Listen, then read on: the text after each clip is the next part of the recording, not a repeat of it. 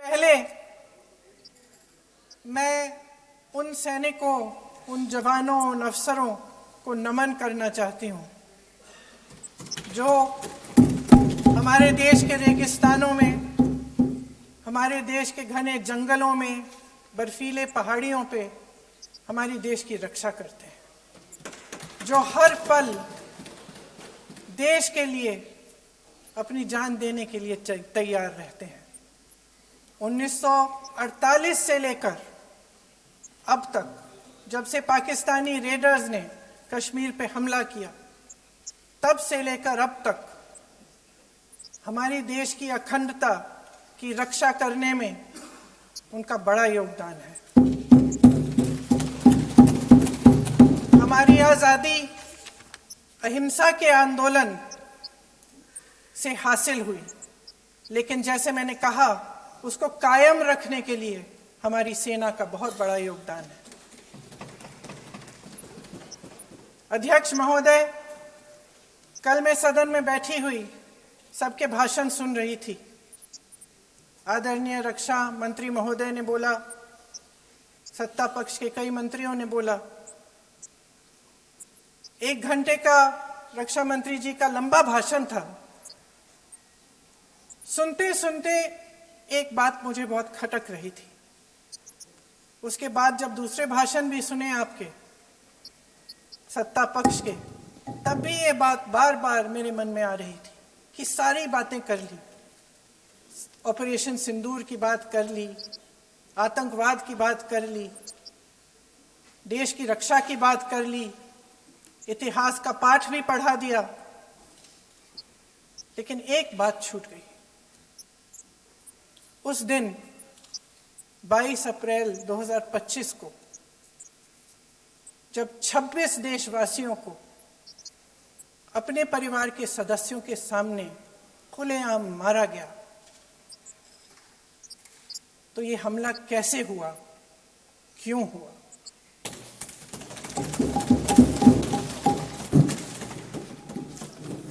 अध्यक्ष महोदय, ये लोग बैसारन वैली में, पहलगाम के पास कश्मीर में क्या कर रहे थे? आजकल पब्लिसिटी का दौर है, प्रचार का जमाना है। कुछ समय से हमारी सरकार ये प्रचार कर रही थी कि कश्मीर में आतंकवाद खत्म हो गया है, कि कश्मीर में शांति है, अमन चैन है। प्रधानमंत्री जी ने खूब भाषण दिए, देशवासियों को कहा कि चलिए कश्मीर चलिए, सैर करिए। कई बार मैंने ये भी देखा मीडिया पर, टीवी पर, कि कश्मीर जाइए, ज़मीन खरीदिए, अब वहाँ अमन चैन है, शांति का वातावरण है। इसी बीच शुभम द्विवेदी, एक कानपुर के नौजवान, और उनके पूरे परिवार ने तय किया कि वो कश्मीर जाएंगे। शुभम द्विवेदी की 6 महीने पहले शादी हुई थी। उसकी पत्नी ने कहा कि उनके बीच एक ऐसा रिश्ता था, प्रेम और दोस्ती का ऐसा रिश्ता था कि वो एक दूसरे को बच्चों की तरह हंसाते थे। सोशल मीडिया पर एक वीडियो भी जारी है जिसमें पूरा परिवार एक साथ बैठा हुआ ताश खेल रहा है और ऐसे हंस रहे हैं कि उस वीडियो को देख के किसी का भी दिल टूट जाए कि इस परिवार को इस तरह से उजड़ने क्यों दिया हमने। 22 अप्रैल 2025 को बैसारन वैली में मौसम का मिजाज अच्छा था। जैसे हर रोज लगातार 1000 से 1500 लोग वहां पहुंचते थे, उसी तरह से उस दिन भी तमाम पर्यटक वहां पहुंचे। वहां का रास्ता आसान नहीं है अध्यक्ष महोदय जी, जंगल से जाना पड़ता है, पहाड़ों के बीच जाना पड़ता है, घोड़े से जाना पड़ता है। ये परिवार वहां पहुंचे, मौसम सुहाना था, उनके बच्चे ट्रैम्पोलिन पे खेल रहे थे, कोई जिपलाइन कर रहा था, कोई चाय पी रहा था, तो कोई कश्मीर की सुंदर वादियों की ठंडी हवा का मजा ले रहा था। शुभम अपनी पत्नी के साथ एक स्टॉल पे खड़े थे। तभी अचानक 4 आतंकवादी जंगल में से निकलते हैं और शुभम को वहीं अपनी पत्नी के सामने मार डालते हैं।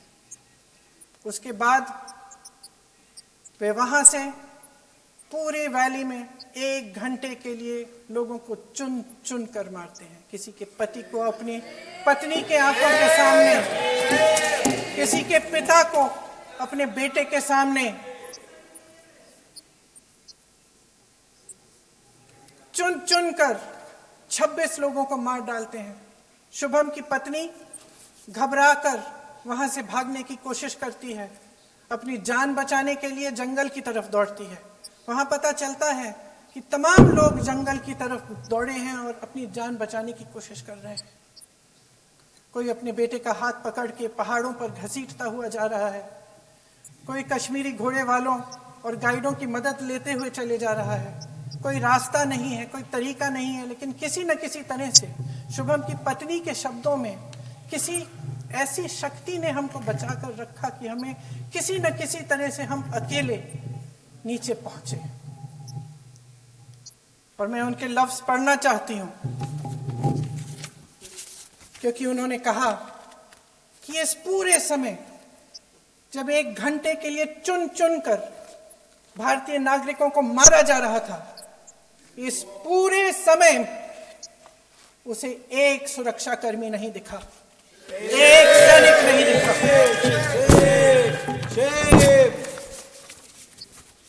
शुभम की पत्नी ने कहा, कोट, मैंने अपनी दुनिया को खत्म होते हुए देखा।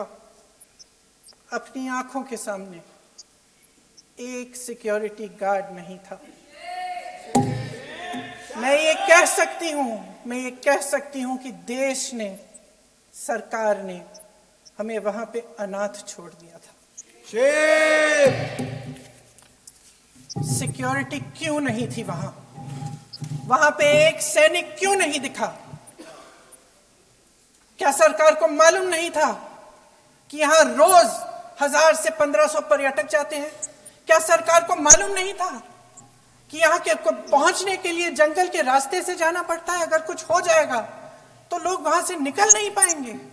एक चिकित्सा का इंतजाम नहीं था, फर्स्ट एड का इंतजाम नहीं था, कोई इंतजाम नहीं था, ना सुरक्षा का, ना फर्स्ट एड का। इन लोगों को भगवान भरोसे छोड़ दिया गया। ये लोग वहां पे इस सरकार के भरोसे गए और इस सरकार ने उन्हें भगवान भरोसे छोड़ दिया।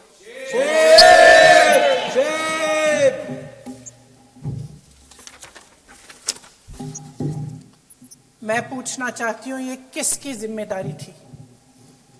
इस देश के नागरिकों की सुरक्षा की जिम्मेदारी किसकी है? क्या इस देश के प्रधानमंत्री की नहीं है? क्या इस देश के गृह मंत्री की नहीं है?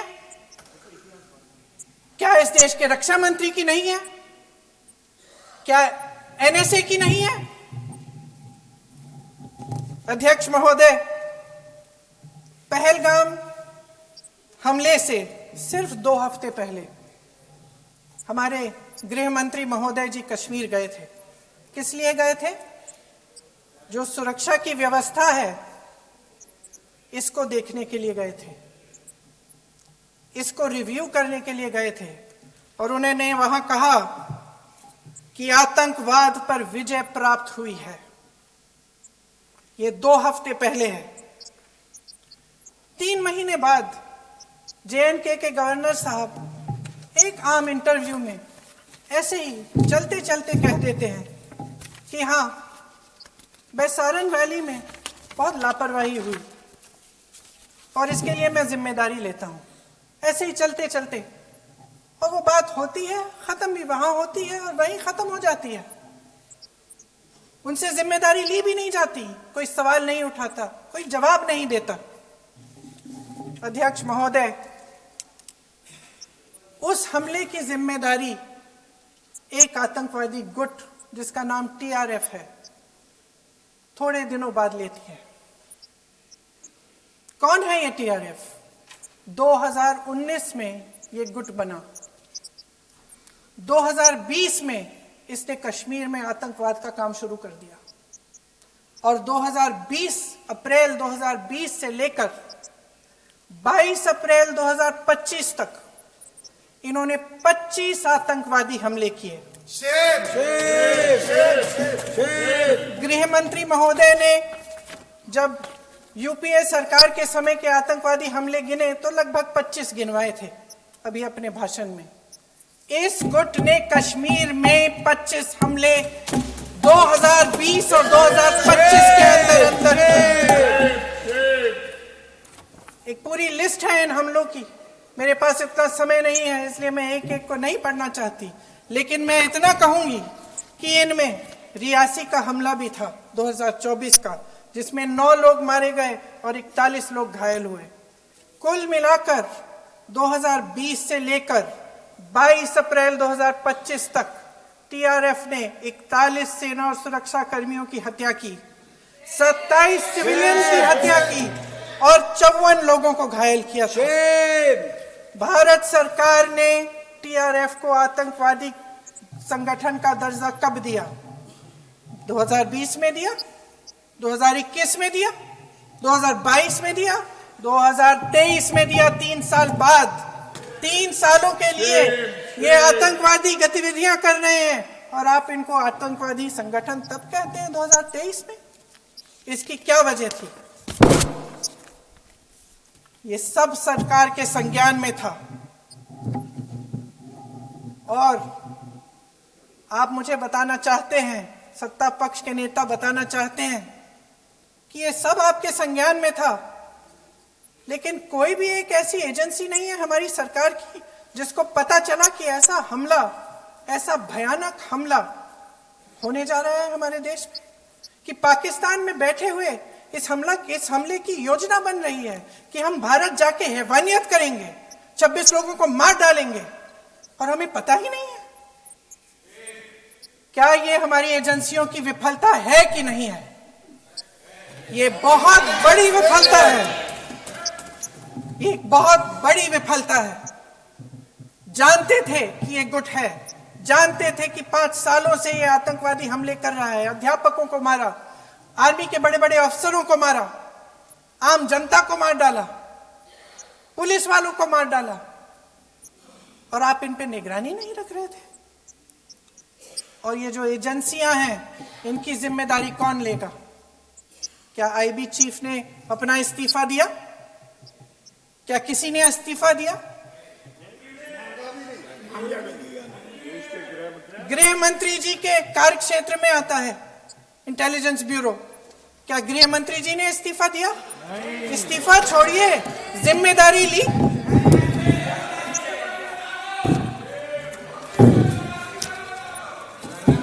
साहब देखिए, इतिहास की बात आप करिए, मैं वर्तमान की बात करना चाहती हूँ। आपको तो एक बहाना चाहिए, आपको तो एक बहाना चाहिए।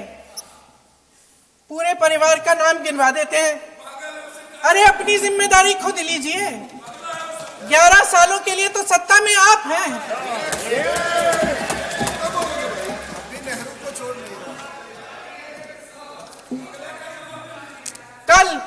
कल माननीय गौरव गोगोई जी ने अपने भाषण में पूछा गृह मंत्री जी से, क्या आपकी जिम्मेदारी नहीं थी? मैं देख रही थी। राजनाथ जी, रक्षा मंत्री जी यूं यूं अपना सर हिला रहे थे, कुछ बोले नहीं। अंदर से ये महसूस हुआ होगा कि यहाँ कुछ जिम्मेदारी थी, लेकिन माननीय गृह मंत्री महोदय जी हंस रहे थे, वे हंस रहे थे।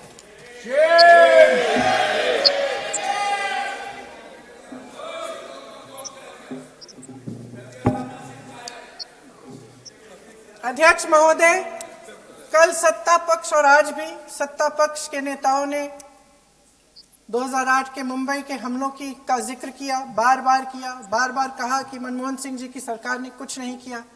ये तो जानकारी होगी ना कि उसी समय जब वो आतंकवादी हमला चल रहा था तभी उन आतंकवादियों को मार डाला था, एक बचा था और उसको भी फांसी दे दी थी 2012 में। महाराष्ट्र के मुख्यमंत्री ने इस्तीफा दिया। देश के गृह मंत्री ने जिम्मेदारी लेकर इस्तीफा दिया। एक जवाबदेही थी पब्लिक के प्रति, एक जवाबदेही थी इस देश की जनता के प्रति, इस देश की धरती के प्रति।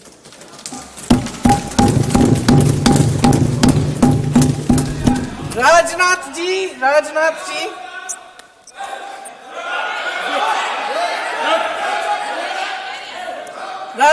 जी तो पुलवामा, उरी और पठानकोट के समय गृह मंत्री रहे थे। आज वे रक्षा मंत्री हैं और हमारे गृह मंत्री महोदय श्री अमित शाह जी के नाक के नीचे पूरा मणिपुर जल गया, दिल्ली में दंगे हुए, पहलगाम में हमला हुआ और आज भी वे उसी पद पर बैठे हैं। क्यों? अध्यक्ष महोदय, बमबारी से अखबारों के हेडलाइन बनते हैं, मगर कहानी सुरक्षा में की चूक में भी है। आज देश खोखले भाषण नहीं सुनना चाहता, देश जवाब चाहता है, तसल्ली चाहता है कि सच उससे छिपाया नहीं जाएगा। देश जानना चाहता है कि उस दिन अप्रैल 22, 2025 को क्या हुआ और क्यों हुआ। आप तो खुद अपनी पीठ थपथपाने में लगे रहते हैं। सेना, देश, संसद से सच छुपाते हैं। ऑपरेशन सिंदूर जब शुरू हुआ, हम सब ने समर्थन किया, सब एकजुट होकर खड़े हो गए इस देश के लिए। दोबारा होगा, दोबारा खड़े हो जाएंगे। अगर हमारे देश पे हमला होता है तो यहाँ इस सदन में किसी भी पार्टी का हो, कोई भी हो, सब आपका समर्थन करेंगे। और हमें अपनी सेना पर गर्व है कि उन्होंने इस बार भी दृढ़ता से लड़ाई लड़ी, धैर्य से लड़ाई लड़ी, वीरता से लड़ाई लड़ी। लेकिन इस ऑपरेशन का सिंदूर का क्रेडिट, उसका श्रेय तो हमारे प्रधानमंत्री जी चाहते हैं।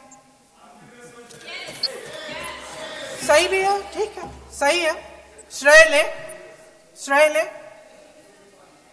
ओलंपिक्स में हमारा मेडल आता है, उसका भी श्रेय लेते हैं, लेकिन सिर्फ श्रेय लेने से नहीं होता नेतृत्व, जिम्मेदारी भी लेनी पड़ती है।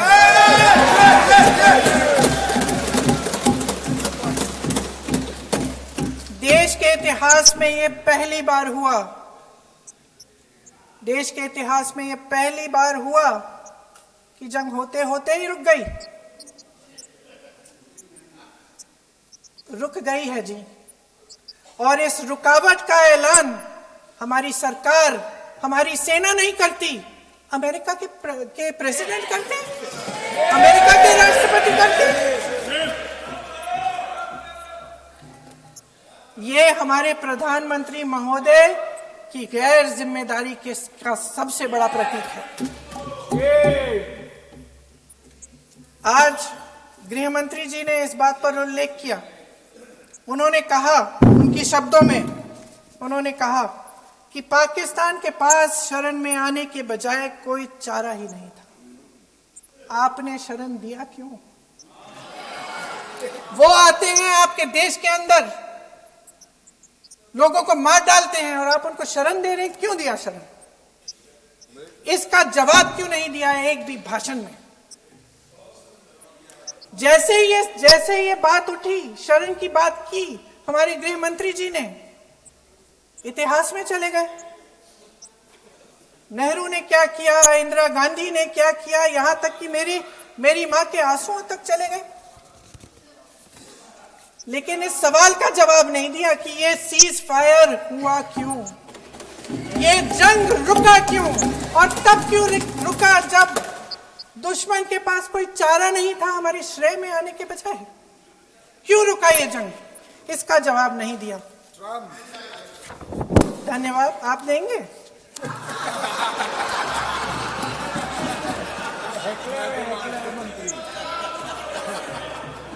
देना भाई, देना।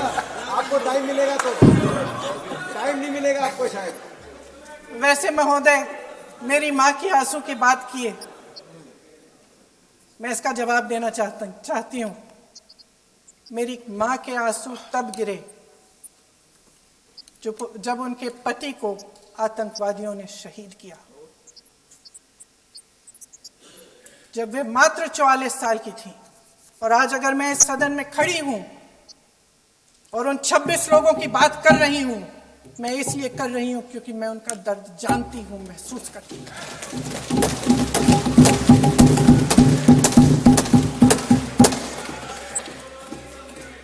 अध्यक्ष महोदय, मैंने कहा कि देश का नेतृत्व सिर्फ उपलब्धियों का श्रेय लेने से मजबूत नहीं होता। सफलता और विफलता दोनों की जिम्मेदारी लेने से बुलंद होता है। ये सोने का ताज नहीं है, कांटों का ताज है।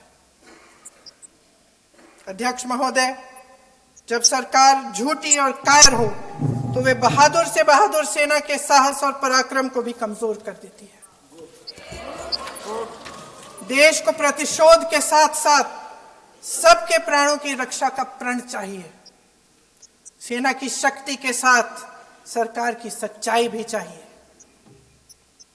महान देशभक्त शहीद इंदिरा गांधी जी, जिन्होंने सफल कूटनीति के बल पर अमेरिका के राष्ट्रपति निक्सन का मुकाबला करके पाकिस्तान का विभाजन करवाया, बांग्लादेश बनाया, 1 लाख पाकिस्तानी सैनिकों को आत्मसमर्पण करने पर मजबूर किया, उन्होंने कभी इसका श्रेय लेने की कोशिश नहीं की। ऑपरेशन सिंदूर का मकसद अगर पाकिस्तान को सबक सिखाना था तो शायद ये मकसद अभी अधूरा है, क्योंकि हमारी कूटनीति विफल रही है। इसका प्रमाण यही है कि ऑपरेशन सिंदूर के बाद एक पाकिस्तानी जनरल, जिसके हाथ खून से रंगे थे, अमेरिका के राष्ट्रपति के साथ बैठकर लंच खा रहे थे। अगर ऑपरेशन सिंदूर का मकसद आतंकवाद को खत्म करने का था तो पाकिस्तान को संयुक्त राष्ट्र के आतंकवाद विरोधी समिति का अध्यक्ष चुने जाने से इस मकसद को धक्का लगा है। इसकी जिम्मेदारी कौन लेगा? क्या हमारे प्रधानमंत्री लेंगे? क्या उनमें ये हिम्मत है? नहीं है। अगर इस ऑपरेशन के दौरान हमारे जहाजों का नुकसान नहीं हुआ तो सदन में इसे साफ साफ कहने से क्या डर है? क्यों नहीं कहा है?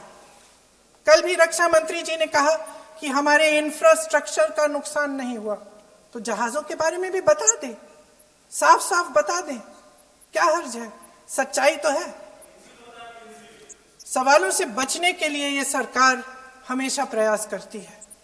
इसकी राजनीतिक कायरता बेमिसाल है। देशवासियों के प्रति जवाबदेही का एहसास ही नहीं है। सच्चाई ये है कि इनके दिल में जनता के लिए कोई जगह नहीं है। सब राजनीति है, सब पीआर है, सब प्रचार है, सब पब्लिसिटी है। देश की जनता के लिए आपके हृदय में कुछ नहीं रहा। बहुत समय हो गया है आप इस प्रचार में ही लिप्त हैं, जनता को देख नहीं पा रहे हैं। जो पहलगाम में हुआ, खत्म करती हूं, जो पहलगाम में हुआ उससे हर एक देशवासी के दिल पे चोट पहुंची है।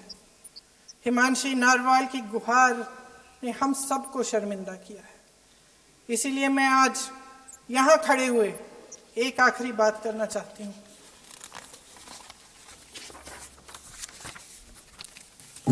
इस सदन में लगभग सभी के पास सुरक्षा है, सुरक्षा की व्यवस्था है। हम जहां भी जाते हैं हमारे साथ सुरक्षा कर्मी आते हैं। आपको भी मिल जाएगी, आप मंत्री बन जाएंगे, आपको भी मिल जाएगी। मैं मजाक की बात नहीं कर रही हूं, थोड़ा सा धैर्य रखिए।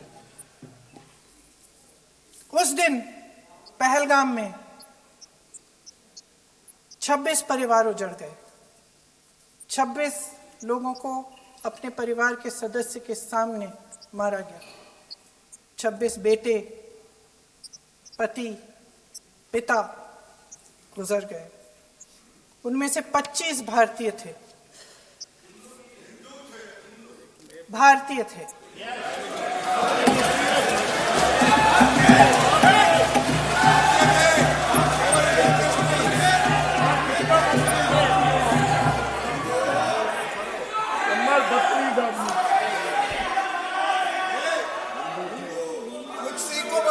जितने भी लोग बैसारन वैली में थे और जो 25 भारतीय मारे गए, उनके लिए कोई सुरक्षा नहीं थी, कोई सुरक्षा नहीं थी। आप कितनी भी ऑपरेशन कर डालें, आप इस सच्चाई के पीछे छुप नहीं सकते, इसे नकार नहीं सकते।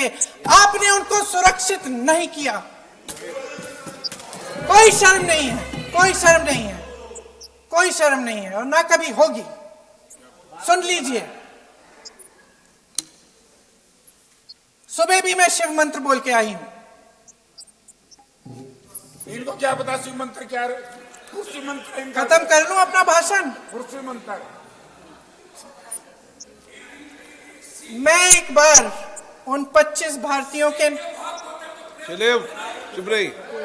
मैं एक बार उन 25 भारतीयों के नाम इस सदन में पढ़ना चाहती हूं, ताकि यहां बैठे हर सदस्य को यह एहसास हो कि वे भी हमारी तरह इंसान थे, किसी राजनीतिक बिसात के मोहरे नहीं थे। वे भी इस देश के बेटे थे, वे भी इस देश के शहीद हैं। उनके परिजनों के प्रति हम सब की जवाबदेही बनती है। उन्हें सच्चाई जानने का हक है। समीर गुहा